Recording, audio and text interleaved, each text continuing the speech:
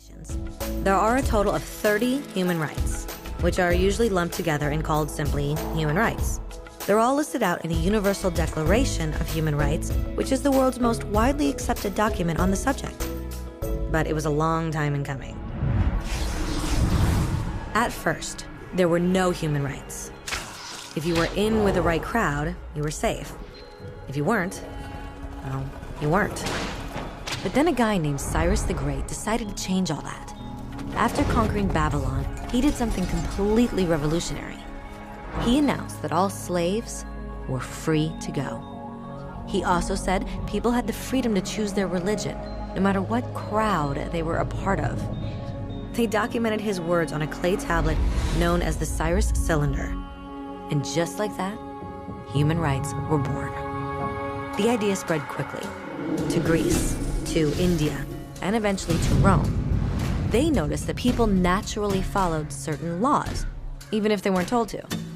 They called this natural law, but it kept getting trampled on by those in power.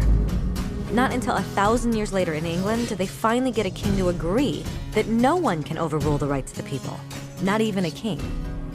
People's rights were finally recognized, and they were now safe from those in power. Kind of. It still took a bunch of British rebels declaring their independence before the king got the point that all men are created equal. Which isn't to say he liked the idea, but he couldn't stop them, and America was born. The French immediately followed with their own revolution for their own rights. Their list was even longer, and they insisted that these rights weren't just made up. They were natural.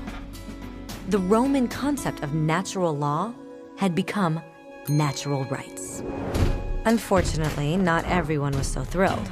In France, a general named Napoleon decided to overthrow the new French democracy and crown himself emperor of the world. He almost succeeded, but the countries of Europe joined forces and defeated him.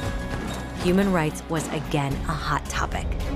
They drew up international agreements, broadly granting many rights across Europe.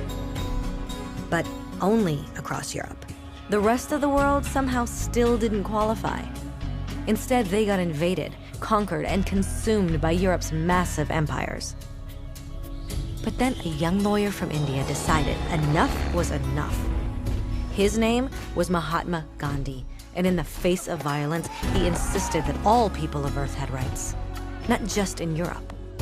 Eventually, even Europeans started to agree. But it wasn't going to be that easy. 2 world wars erupted. Hitler exterminated half the Jewish population of Earth in horrifying Nazi death camps. And all told, 90 million people died. Never had human rights been so terrifyingly close to extinction. And never had the world been more desperate for change. So the countries of Earth banded together and formed the United Nations. Their basic purpose was to reaffirm faith in fundamental human rights, in the dignity and worth of the human person. But what were human rights? Were they the proclamations of Cyrus, the natural laws of Rome, the declarations of France? Everyone seemed to have a slightly different idea of what human rights should be.